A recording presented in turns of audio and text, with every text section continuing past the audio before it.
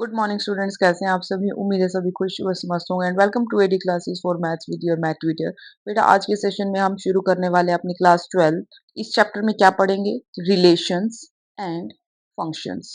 Relation and functions. तो सबसे पहले हमारे पास जो हम आज पढ़ेंगे, आज के सेशन में हम जो डिस्कस करने वाले हैं वो पढ़ेंगे हम कि रिलेशंस क्या होते हैं, रिलेशन से रिलेटेड टर्म्स कौन कौन सी यूज की जाती है, इसकी टाइप्स क्या हैं, इसे डिनोट कैसे किया जाता है यानी कि रिप्रेजेंट किसे कैसे किया जाता है, और इसे जनरली किस किस फॉर्म में एक पढ़ेंगे हम इक्विवेलेंस रिलेशन।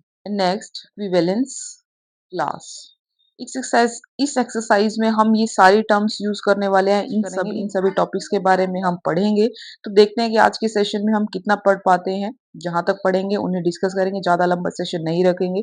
तो आप अच्छे से देखिएगा, कंसंट्रेट होकर पढ़िएगा, कोई मुश्किल नहीं है। जनरली ये बच्चों को हार्ड लगता है, लेकिन अगर आप अच्छे से इसे कंसंट्रेट के साथ पढ़ेंगे तो कुछ भी हार्ड नहीं है, कुछ भी मुश्किल नहीं है, बहुत इजी चैप्टर है और बहुत आराम से हो जाता है। तो देखो, सबसे पहले वर्ड आते हैं रिलेशन। रिलेशन एक्चुअली में क्या है? जैसे कि आप लोग रिलेशन देखते हो, आप ब्रदर सिस्टर हो, आप mother and father, mother and daughter, uncle and aunty, teacher and student, आप फ्रेंड सर्कल होते हो। तो हर एक पर्सन, हर एक दूसरे के साथ किसी ना किसी रिलेशन के साथ बॉन्ड होता है। इसी तरह से हमारे मैथ में भी रिलेशंस होते हैं कि relation from set A to set B. Suppose कीजिए आपके पास कोई एक सेट दिया हुआ है 1 2, और आपके पास बी कोई सेट दिया हुआ है 3 and 4। सेट को हम करली ब्रैकेट्स में लिखते हैं, इसकी रिप्रेजेंटेशन हुई। उसके बाद हमने पढ़ा था कि ए क्रॉस बी, यानी कि क्या करते हैं ए क्रॉस बी, ए कार्टेशियन प्रोडक्ट, जो 11th क्लास का फर्स्ट चैप्टर आता है हमारे पास। वहां हमने ये कंसेप्ट अच्छे से डील किया था कि कार्टेशियन, दो सेट्स का कार्टेशियन प्रोडक्ट किस तरह से करते हैं। ए सेट के सभी एलिमेंट्स पेयर बनाएंगे बी सेट के सभी एलिमेंट्स के साथ 1 by 1। जैसे कि सबसे पहले क्या होता है, 1 सेट बी के साथ ऑर्डर रहेगा 1 3, ये 1 4, फिर सेकंड 2 3 एंड 2 4 सेट।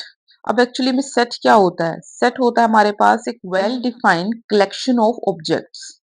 अब ये आपके पास कैसा भी सेट हो सकता है, लेकिन उसकी एक शर्त होती है कि वो अच्छे से डिफाइन होना चाहिए। वो अच्छे से डिफाइन होना चाहिए, ऐसे नहीं कि आप कुछ भी अनलिमिटेड कोई भी ऐसा एक सेट बनाओ जिसकी कोई एग्जांपल के तौर पे मान लीजिए कि मैंने कोई एक सेट बोला, पी नाम दे दो, ए और बी तो हम यूज कर चुके हैं। P a set collection of 11th class students in your school.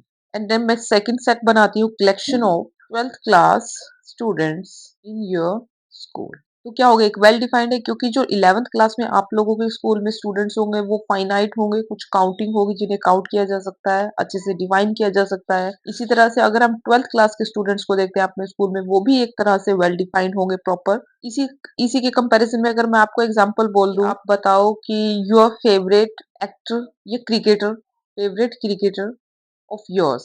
अगर आपसे फेवरेट क्रिकेटर बोला या फेवरेट एक्टर बोला तो हर इंडिविजुअल, हर पर्सन के साथ, हर स्टूडेंट के साथ सबकी चॉइसेस अलग होंगी। एक स्टूडेंट के लिए मान लीजिए कि कोई सलमान खान होगा, तो किसी के लिए शाहरुख खान होगा, किसी के लिए हो सकता है कि अजय देवगन है, किसी के लिए हो सकता है कि अक्षय कुमार है। तो सबकी चॉइसेस क्या होगी, अलग अलग होगी। तो हम इसे क्या हो सकता है, एक सेट की फॉर्म में क्रिएट नहीं कर सकते। This will be not well defined set, because क्योंकि ये हर इंसान के साथ चेंज होता रहेगा, उसकी पसंद बदलती रहेगी, उसकी चॉइसेस बदलती रहेंगी। लेकिन अगर आप यहाँ देखो, आपके स्कूल में जो 11th क्लास के स्टूडेंट्स का एक कलेक्शन बनेगा ऑब्जेक्ट्स का, उन स्टूडेंट्स की जो एक बॉन्ड बनेगी, जो एक कम्युनिटी बनेगी, वो सभी के लिए एक ही जैसी रहेगी, वो बदलेगी नहीं। ये हमने सर 11th क्लास में अच्छे से पढ़ लिया था, रिकॉल कर रहे हैं इस लेक्चर में, ताकि आप लोगों को वहां से कनेक्टिविटी हो सके और वहां से आप लोग वो कंसेप्ट, वो पॉइंट्स दोबारा से रिवाइज कर सके और आपको चैप्टर प्रोसीड करने में दिक्कत ना आए।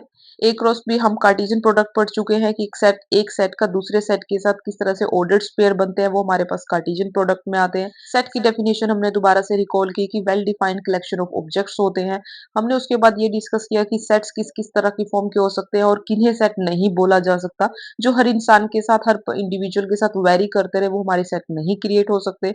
अब देखो बेटा, अब रिलेशन आर मानते हैं, relation R x comma y such that y is equal to x plus 1 for all x belong करेगा सेट A से एंड y बिलोंग करेगा आपका सेट B से।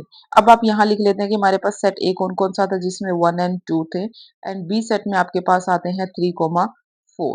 अब यहाँ देखो बेटा कौन कौन से ऑर्डर्ड पेयर आएंगे जो इस कंडीशन को सेटिस्फाई करते होंगे। ये आपके पास कंडीशन दे रखी है कि इस सेट के अंदर इस रिलेशन में वो एलिमेंट्स आएंगे जो इस कंडीशन को, इस कांस्टेंट को सेटिस्फाई करते हुए आएंगे। अब मान लीजिए कि आपके पास x1 है, x1 x को 1 लिया तो y की वैल्यू कितनी हो जाएगी, y is equal to x plus one, ये रिलेशन दिया हुआ है। अगर x की वैल्यू 1 होगी तो यहाँ ये देखो 1 प्लस 1 कितनी हो जाएगी 2। तो यहाँ पे आपका ऑर्डर्ड पेयर बनता है कि x coma 1, x1 and y, क्योंकि हमारे पास ऑर्डर्ड पेयर में हमें पता है ना कि 1 कोमा 2, यहाँ हो जाएगा 2 कोमा 3, नेक्स्ट होगा 3 कोमा 4। ये हमारे पास क्या होगा, रिलेशन। और रिलेशन भी क्या होता है हमारे पास, एक तरह से सेट ही होता है, और ये कार्टेशियन प्रोडक्ट का सबसेट भी हो सकता है और कंप्लीट सेट भी हो सकता है। अब कुछ स्टूडेंट्स को डाउट होगा कि मैम ये x कोमा y इसी पेयर में ही लिखा जाता है। बेटे पहले आते हैं x के कोऑर्डिनेट, ये होता है हमारे पास ऑर्डर्ड पेयर। यहाँ पे जो आप x लिखते हैं ये आता है हमारे पास x एक्सिस से, और जो सेकंड वाली टर्म होती है वो डिनोट करती है y एक्सिस से, यानी कि ये लेता है y टर्म सेकंड टर्म और ये लेता है हमारे पास x टर्म।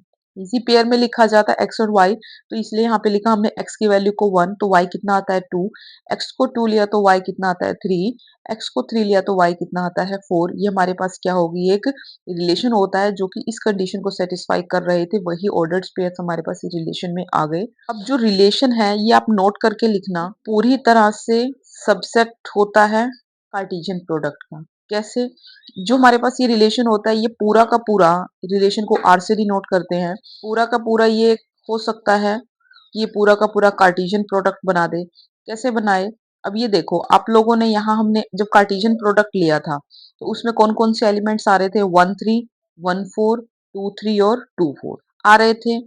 अब ये देखो, अब जब आपने रिलेशन को डिफाइन किया तो रिलेशन में कौन कौन से एलिमेंट्स आ रहे थे, 1 2 2 3 एंड 3 4। तो यहाँ पे ये कंडीशन तो सेटिस्फाई नहीं हुई कि कंप्लीट होता है, लेकिन नेक्स्ट वाली कंडीशन हो रही है कि R is properly contained in A cross B. ये आप लोगों को मैं बता चुकी हूँ, ये आप लोगों का है कार्टेशियन प्रोडक्ट, ये डिनोट करता है मुझे रिलेशन को। अब कहेंगे कि मैम अब ये देखो रिलेशन में आपके पास कौन कौन से सेट आ रहे थे, इस रिलेशन में आपके पास सेट आए। देखो बेटा जब हमारे पास r इज इक्वल टू ये वाली कंडीशन होती है, r is equal to a cross b, इसे बोला जाता है यूनिवर्सल सेट, यूनिवर्सल रिलेशन। और जब हमारे पास r contain in a cross b होता है तो ये होता है हमारे पास कि r is subset of A cross B. एक होता है थर्ड रिलेशन, अगर हमारे पास आर पूरी तरह से खाली हो, यानी कि उसके अंदर कुछ भी ना हो, एम्प्टी हो, तो उसे बोला जाता है एम्प्टी रिलेशन।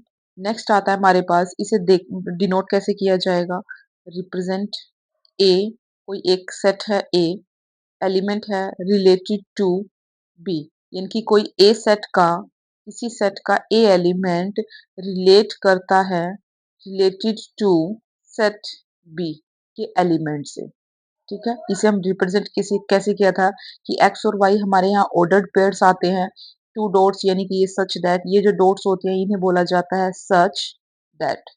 सच दैट यहाँ जो हम ये डिनोट करते हैं ये आता है रिलेशन, जैसे हमने ऊपर वाली स्टेटमेंट में किया कि y is equal to x plus one होता है फॉर ऑल, ये हमारे पास फॉर ऑल का सिंबल होता है। इसमें हमें डिनोट करते हैं कि कौन सा एलिमेंट कहाँ से आता है, कि x जो आता है वो सेट a से बिलोंग करता है एंड, और जो y एलिमेंट आता है वो हमारे पास सेट b से आता है। ये हमारे रिलेशन को डिफाइन करता है कि ये जो हम इनके बीच में बॉन्ड बनाते हैं, बोला जाता है कि फॉर ऑल, यहाँ की x का एलिमेंट बिलोंग करता है, ये जो सिंबल होता है ये करता है बिलोंग्स टू, कि x belongs to a and, और ये होता है कि set y belongs to b, और इन्हें करली ब्रैकेट्स में रखा जाता है। ये सेट की ओपनिंग होती है और ये सेट की क्लोजिंग होती है, ये होगी बात। और यहाँ पे इसे रिप्रेजेंट किया जाता है और इसे सिंपल r से भी डिनोट करते हैं, सिंपल r से भी इसे डिनोट किया जाता है।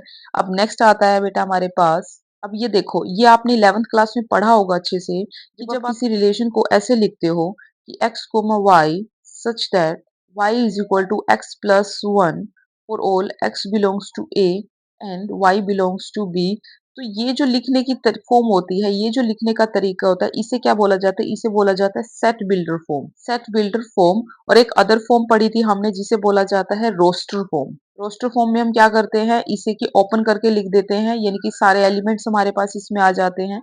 और जब आप इस तरह से लिखते हो कि सिर्फ रिप्रेजेंट की सीधा ऑर्डर्ड पेयर आएंगे, रिलेशन डिफाइन किया, कौन सा एलिमेंट कहाँ से बिलोंग कर रहा है और वो लिखा, यानी कि उसको शॉर्टकट में लिख दिया आपने, तो उसे बोला जाता है सेट बिल्डर फॉर्म। तो हम अपना काम सेट बिल्डर फॉर्म पे ही यहाँ करने वाले हैं। नेक्स्ट देखो हमारे पास क्या है। नेक्स्ट पढ़ेंगे हम इक्विवेलेंस रिलेशन।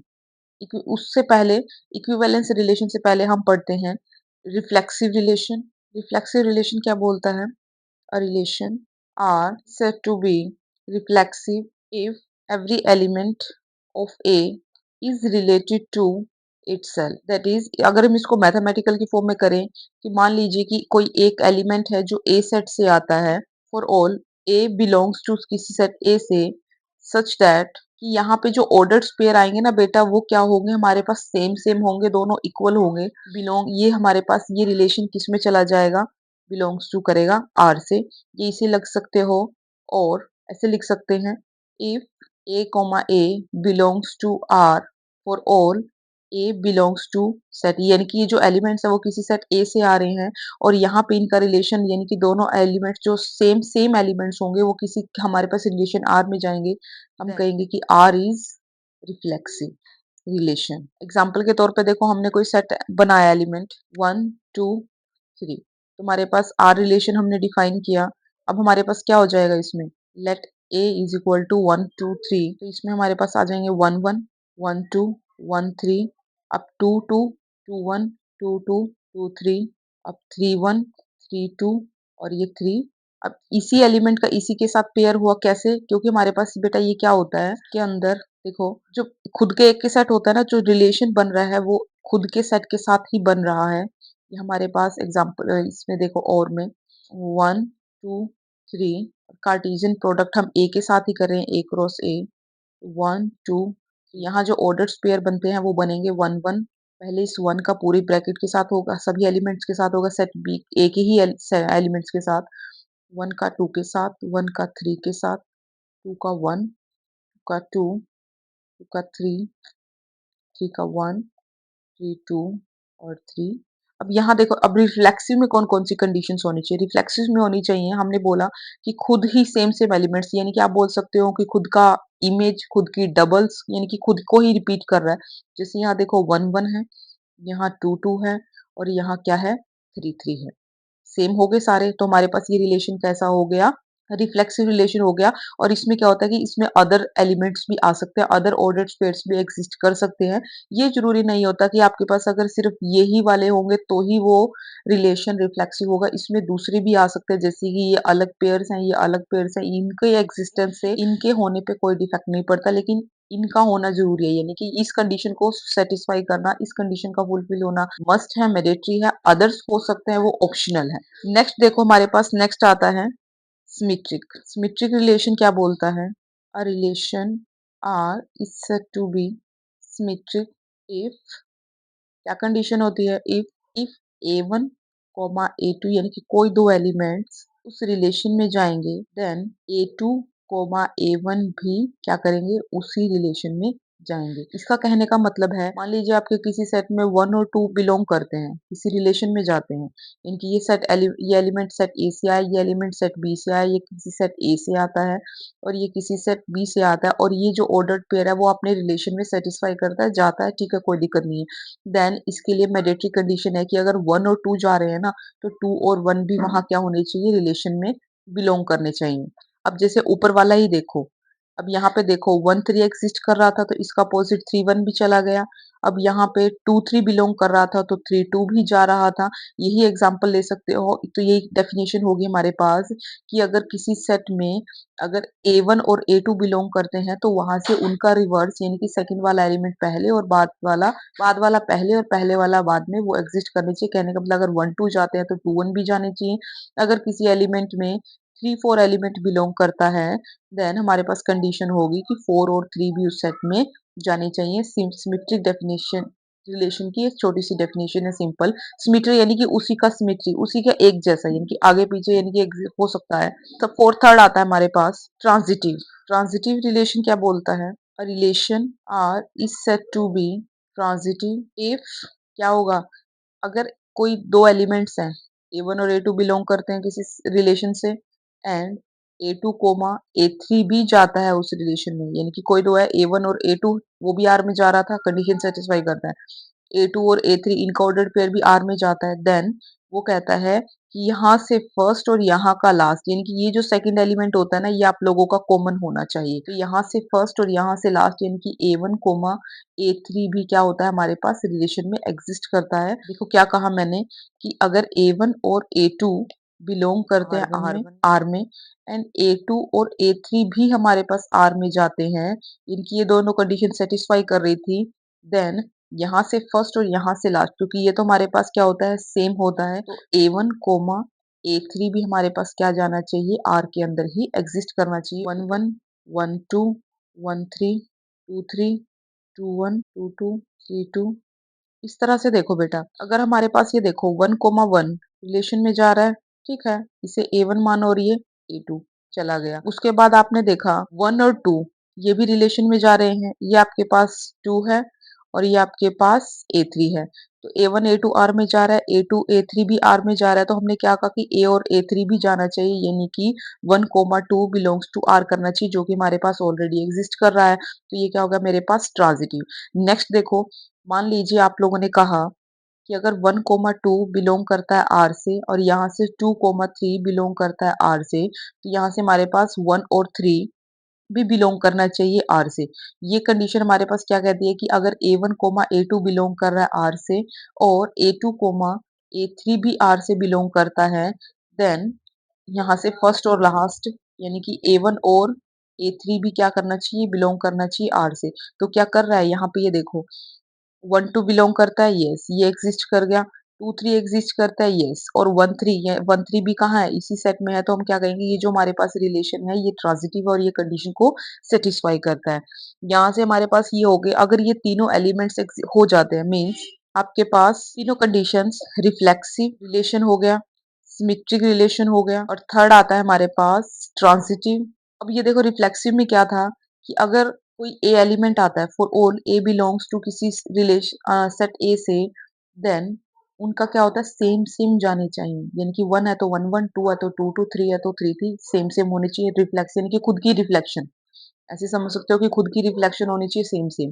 अगर यहाँ सिमेट्री में क्या कहता है, फॉर ऑल A1 A2, अगर वो ए से हैं, देन अगर A1 और A2 और A2 R से जाते हैं, देन A2 भी, यानी कि उनका उल्टा होना चाहिए। सिमेट्री कहते हैं ना, जैसे A है, A को अगर आप मिरर इमेज में देखो तो भी वो A ही दिखता है। इसी तरह से अगर आप सपोज करो T है, अगर T को मिरर इमेज में देखोगे तो वो क्या दिखेगा, T ही दिखेगा। इस तरह से सिमेट्रिकल होनी चाहिए। A1 A2 है तो A2 A1 भी जाना चाहिए हमारे पास R में। ट्रांजिटिव में क्या बोला था कि for all A1 A2 A3 belongs to A, then अगर A1 और A2 अगर R में जाते हैं एंड A2 और A3 अगर R में जाते हैं, देन A1 और A3 भी हमारे पास क्या जाने चाहिए, R में। अगर ये जो तीनों कंडीशंस को फुलफिल करता है वो क्या होता है, this is called equivalence relation. वो आते हैं हमारे पास इक्विवेलेंस रिलेशन की क्लास में आते हैं। आप लोगों को आई होप सो समझ में आ गया होगा अच्छे से कि रिफ्लेक्सिव कौन से होते हैं, सिमेट्रिक कौन से होते हैं, ट्रांजिटिव कौन से होते हैं। जो इन तीनों कंडीशंस को सेटिस्फाई करेगा वो आ जाता है हमारे पास इक्विवेलेंस की रिलेशंस में। नेक्स्ट हमारे पास एक छोटा सा रह गया बेटा इक्विवेलेंस क्लास, कुछ नहीं है उसमें, बस जस्ट रिकॉल शॉर्टकट में बताती हूँ कि क्या है वो equivalence class.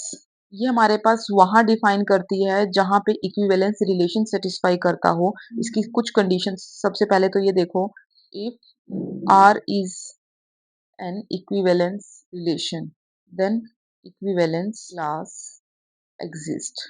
Equivalence class exist करेगी जब वो इक्विवेलेंस रिलेशन को सेटिस्फाई करता हो, या कर सकते हो इक्विवेलेंस रिलेशन अगर सेटिस्फाई करेगा तो ही इक्विवेलेंस क्लास एग्जिस्ट कर सकती है। कि मान लीजिए आपके पास कोई एक सेट है, मान लीजिए आपके पास कोई एक सेट है 1 2 3 4 5 6 7 8 और 9, और कोई एक रिलेशन डिफाइन किया हमने, relation R x comma y, such that कि जो इनका डिफरेंस है 2 डिवाइड्स x माइनस वाई, और x और y कहाँ से आते हो, सेट। क्या कहा उसने, आप x और y में वो पेयर्स रखो जिनका डिफरेंस 2 से डिविजिबल हो। इन शॉर्ट इसको ऐसे बोल सकते हैं, इसने बोला ना कि 2 डिवाइड्स इनका डिफरेंस, ऐसा सेट। ऐसा रिलेशन बना चाहिए कि ऐसा सेट फॉर्म करना है हमने। अब ये देखो 2 डिवाइड करेगा, ये ऐसे बोल सकते हैं कि x minus y is divisible by 2, that is कि जब x माइनस वाई डिवाइड करेगा तो वो कुछ 2 की फॉर्म में आएगा। अगर इसको आपने एग्जांपल से समझना है, मान लीजिए 1 माइनस 5 या 1 माइनस 3 ले लो, इसके डिफरेंस को ये 2 डिवाइड करेगा। ये देखो 1 माइनस 3 कितना गया, माइनस 2 डिवाइडेड बाय 2।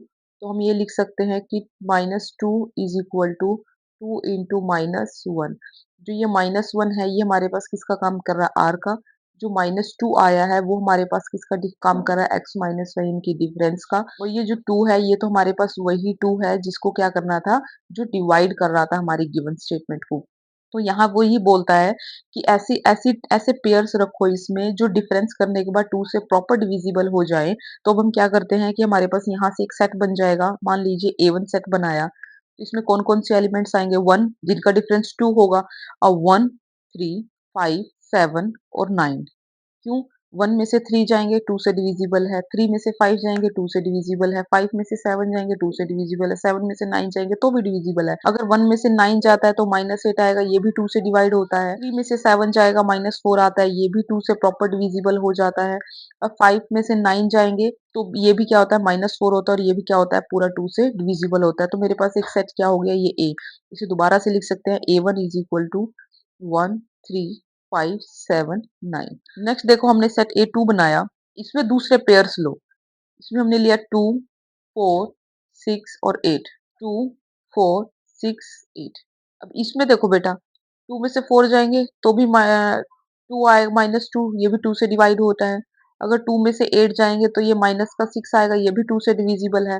4 में से 8 जाएगा, माइनस का 4 आएगा, ये भी क्या होता है, 2 से। यानी कि हर एक एलिमेंट एक दूसरे से क्या करता है, कंडीशन को फुलफिल कर रहा है, रिलेशन को फुलफिल कर रहा है, जो भी उसने दिया था कि 2 से डिवाइड होना चाहिए हर एक एलिमेंट्स का डिफरेंस।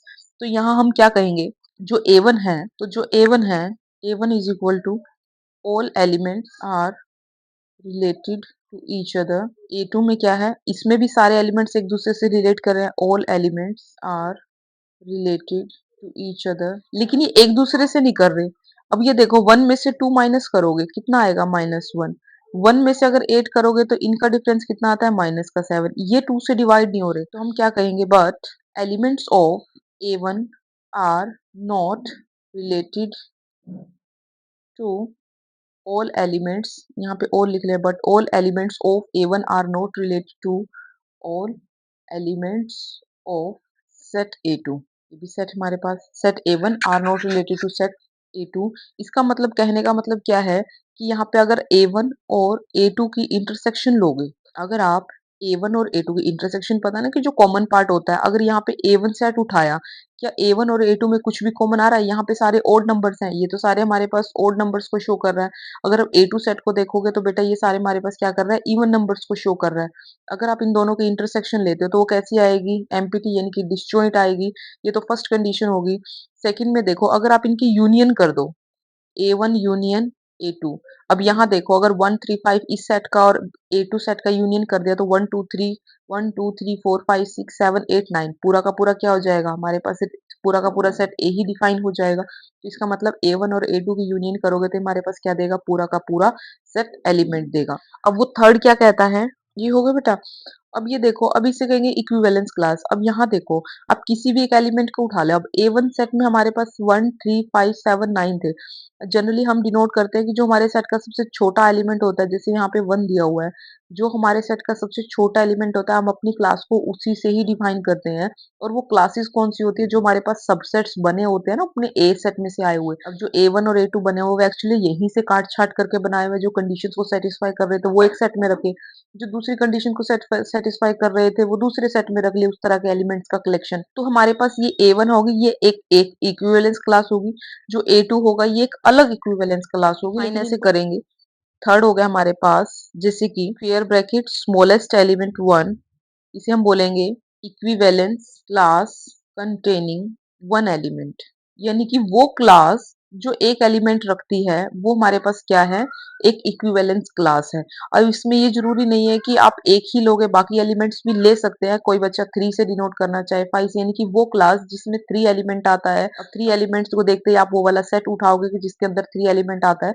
लेकिन हम जनरली अपनी सैटिस्फैक्शन के लिए, अपने प्रॉब्लम को आसान रखने के लिए हम क्या लेते हैं, छोटा एलिमेंट लेते हैं ताकि वो जल्दी से आइडेंटिफाइड हो जाए और वो आगे ही जनरली रखा जाता है, तो ये हो जाता है। नेक्स्ट हो गया, अब जैसे ये हो गया, अब सेकंड क्लास होगी हमारे पास, अब ये हो गया 2, ये एक हमारी इवन नंबर्स वाली क्लास थी। Equivalence class containing 2 element. बस यही हमारे पास इक्विवेलेंस क्लास होती हैं। इसमें क्या हुआ कि इक्विवेलेंस क्लास वहां डिफाइन करती है जहां पे इक्विवेलेंस रिलेशन एग्जिस्ट करेगा। जब इक्विवेलेंस रिलेशन जो सेट डिफाइन करता हुआ, इक्विवेलेंस क्लास वहीं से आएंगी। क्लासेस से समझ सकते हो बेटा कि वो क्लासेस उसके सबसेट। आप एक को एक आपको एक सेट दिया होगा, उस पे एक रिलेशन डिफाइन हो रहा होगा, वो रिफ्लेक्सिव, सिमेट्रिक और ट्रांजिटिव तीनों कंडीशन को सेटिस्फाई करके आ रहा होगा। करने के बाद हमें एक कंडीशन दी होगी, उसमें उसके अकॉर्डिंग हम अपने सबसेट्स क्रिएट करेंगे। ये हमारे पास सबसेट्स हो गए। सबसेट्स क्रिएट होंगे कि A1 और A2। जो A1 एक सेट होगा वो एक अलग क्लासेस को क्रिएट करेगा, जो A2 होगा वो अलग क्लासेस को डिफाइन कर रहा होगा। इस तरह से ये हो गया। सेकंड हमारे पास क्या होता है, इनकी 3 कंडीशंस होती हैं कि जो A1 के एलिमेंट्स होंगे वो सारे एक दूसरे से रिलेट करते होंगे, सारे अपनी कंडीशंस को सेटिस्फाई कर रहे होंगे। लेकिन जो A2 एलिमेंट्स हैं, इसी तरह से जो A2 सेट है, इसी तरह से जो A2 सेट है वो अपने अपने ही एलिमेंट्स के अंदर, यानी कि अपने ही सेट के अंदर कंडीशंस को सेटिस्फाई कर रहा होगा। वो दूसरे सेट को, यानी कि अपनी बाउंड्री से, यानी कि अपनी बाउंड्री से बाहर नहीं जा रहा होगा। अपने ही फैमिलीज में, अपने ही बंदों के बीच में, अपने ही एलिमेंट्स के साथ वो सेटिस्फाई कर रहा होगा सभी कंडीशंस को। और यहाँ क्या कहते हैं, लेकिन एक दूसरे को क्या कर रहे होंगे, ये एक दूसरे के साथ कोई मैच नहीं है। All elements of set A are not related to, इसे ध्यान से देखना, कंफ्यूज मत होना।